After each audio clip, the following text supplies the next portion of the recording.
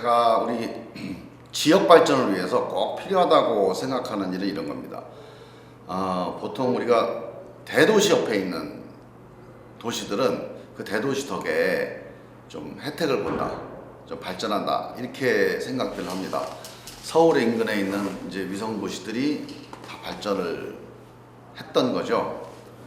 그래서 우리 대전 옆에 있는 우리 논산, 계룡, 금산이 대전 때문에 많이 발전할 거다, 이렇게 생각들을 하는데 사실은 우리 현실은 거꾸로 돼 있어요. 그래서 논산도 그렇고 계룡, 금산 다 마찬가지입니다. 우리 지역에서 돈을 좀 벌면 그동안 몇십 년 동안 다 대전으로 나갔습니다. 애들이 좀 공부 좀 한다 싶으면 대전으로 전학 갔어요. 그래서 우리 논산, 계룡, 금산이 대전으로 에너지가 뺏기는 그런 세월을 그동안에 살아왔습니다. 지금도 대전에서 많은 분들이 출퇴근을 하고 있죠. 논산, 계룡, 금산이 자립적인, 스스로 일어설 수 있는 이런 도시로, 스스로 당당하게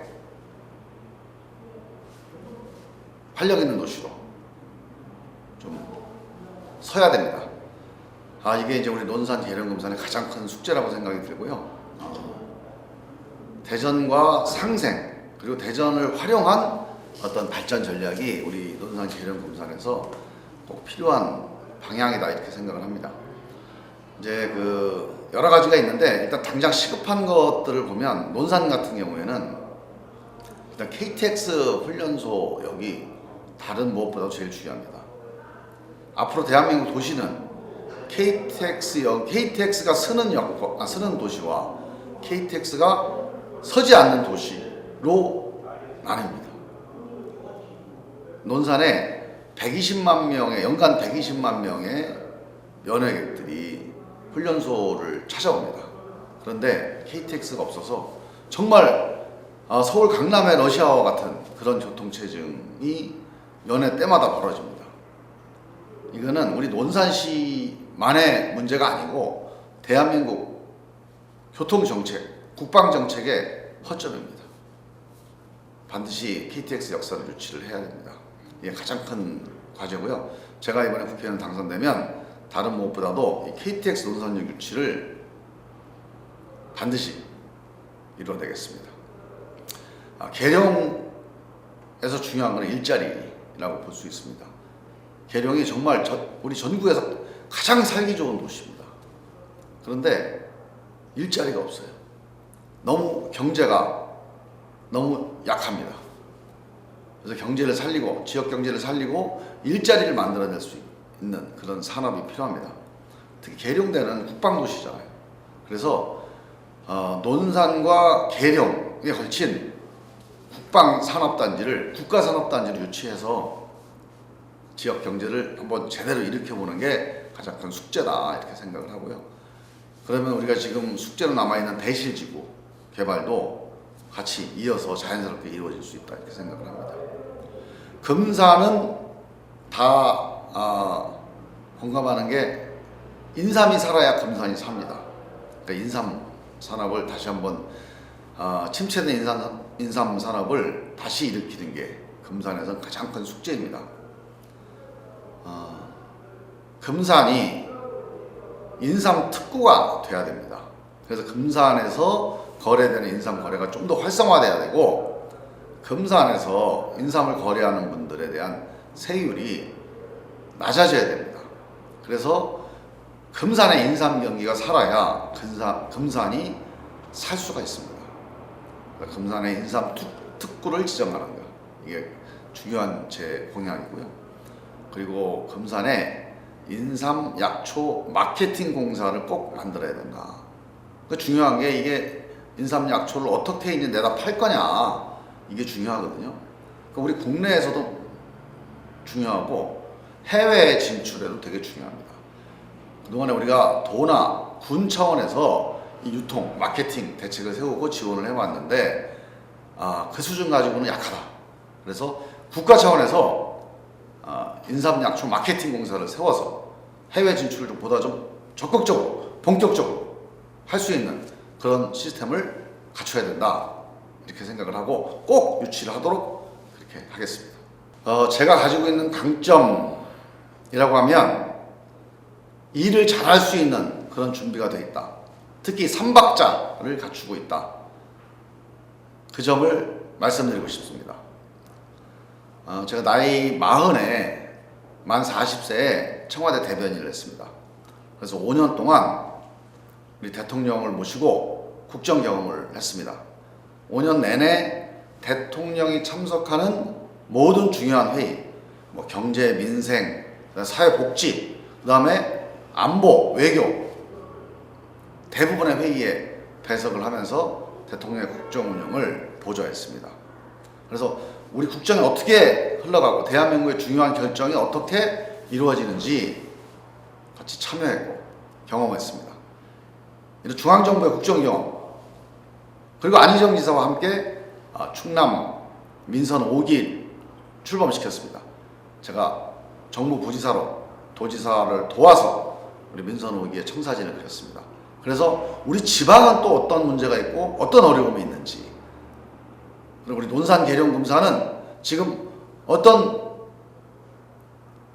무엇이 필요한지, 앞으로 어떻게 가야 하는지 고민을 했습니다. 지방 행정에 대한 경험이 있습니다. 이게 중앙정부의 국정 경험, 지방정부의 행정 경험을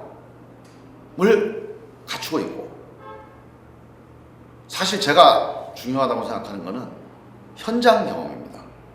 많은 국회의원 후보들이 이런 행정 경험을 갖고 있는 분도 있고, 또는 어떤 지식을 갖고 있는 분도 있고, 정치 경험을 갖고 있는 분도 있습니다. 그런데 그 지역에서 민심과 소통하고 민심을 듣는 현장 경험은 약한 분들이 대부분입니다. 대개 서울에서 생활하다가 선거 때 한 6개월 전에 내려와서 선거를 치르는 분들이 대부분입니다.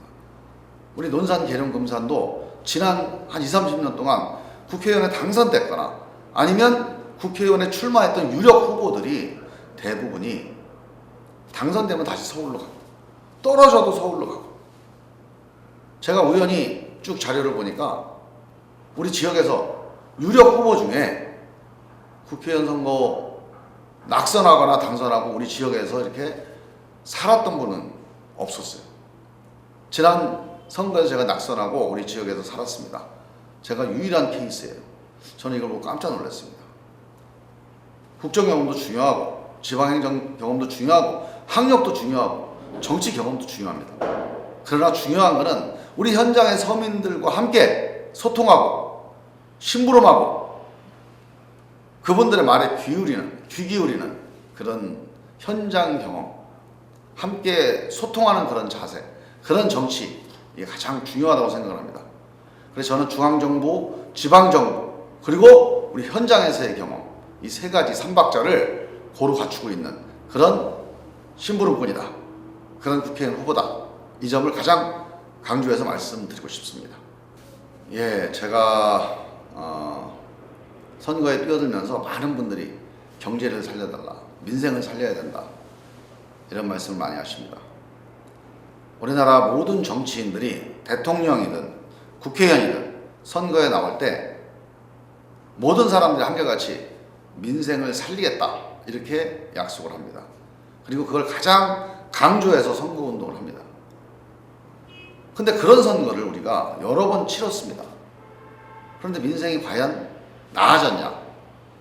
이명박 대통령 대기업 회장을 했으니 경제 좀 살리겠다 싶어서 찍어줬습니다. 그때가 4대강 사업, 747 공약. 그런데 경제가 살아났나요? 4대강 사업으로 대기업 건설업체들만 배가 부른 거 아닙니까? 박근혜 대통령, 아버지를 보면 박근혜 대통령도 민생, 경제 좀 잘하겠다, 그리고 뽑아줬잖아요. 그런데 과연 우리 민생이, 경제가 살아나고 있습니까? 지금 대기업은 700조, 우리나라 예산보다 훨씬 많은 돈을 회사에다 쌓아두고 있습니다. 그런데 우리 중소기업들, 우리 시장의 상인들, 우리 월급쟁이들, 우리 농민들, 이런 서민들의 삶은 어렵습니다. 저는 수십 년 동안 대기업과 서울 수도권이 잘 나가면 거기다 투자를 하고 그걸 잘 밀어주면 우리 국민들이 다 같이 골고루 혜택을 받을 수 있다. 이 잘못된 겁니다. 시간이 지나 보니까 그게 사실이 아니에요. 저는 이 전략, 이 정책을 바꿔야 된다. 그렇게 생각을 합니다. 똑같이 경제를 살리겠다, 민생을 살리겠다 말은 하지만 실제로 민생이 어려운 원인이 뭐고 어떻게 살려야 되느냐에서는 차이가 있습니다. 중소기업, 우리 중소상공인들, 그리고 월급쟁이들, 우리 농민들, 우리 서민들의 호주머니를, 서민들의 지갑을 두둑하게 해야, 서민들이 돈을 써야 이 경기가 돌아가고 경제가 돌아갑니다. 더 이상 수출에만 의존해서 뭐 조선, 자동차, 반도체 여기에만 의존해서 우리 경제를 살리기에는 어렵습니다. 조선도 어렵고요. 반도체도 어렵습니다. 또 설사 조선, 반도체 같은 이런 기존의 산업들이 잘 나간다고 하더라도 이제 자동화돼 가지고 일자리가 안 늘어납니다. 반도체 삼성전자가 아무리 세계에서 잘 나가는 기업으로 커도 예전처럼 일자리가 늘어나질 않아요. 다 자동화돼 있어요. 첨단 공장으로 바뀌어 있습니다. 그래서 우리 서민들의 지갑이 두둑해지는, 그래서 이 서민들이 돈을 쓰고 그 서민들이 돈을 쓰면 우리 내수 경기가 살아나서 기업들도 투자할 수 있는 투자거리를 찾을 수 있게 됩니다. 그래서 저는 우리 이 서민들, 이 민생을 살리는, 서민들의 소득을 높이는 그런 경제정책, 민생정책이 꼭 필요하다. 그래서 우리 당에서 양극화 극복을 위한 경제민주화 정책을 추진을 하고 있습니다. 저는 그래서 우리 국민 여러분께서, 유권자 여러분들이 선거 때 정확하게 한번 생각을 해주시기 바랍니다. 경제 살린다, 민생 살린다. 경제와 민생을 살린다는 말은 다 똑같이 합니다. 그러나 과연 어떻게 경제와 민생을 살릴 거냐? 과연 지금까지 60년 하던 대로 대기업과 서울 수도권에다 집중적으로 투자해서 여기가 살면 다 같이 살 수 있다, 이렇게 가냐? 아니면 중소기업과 중소상공인들, 그리고 월급쟁이들, 우리 서민 경제를 두둑히 해서 내수 경기를 살려서 다시 우리 경제를 한번 살려보겠다, 이런 우리 더불어민주당의 경제정책을 손을 드느냐? 저는 이 선거에서 가장 중요한 관건은 이 문제라고 봅니다.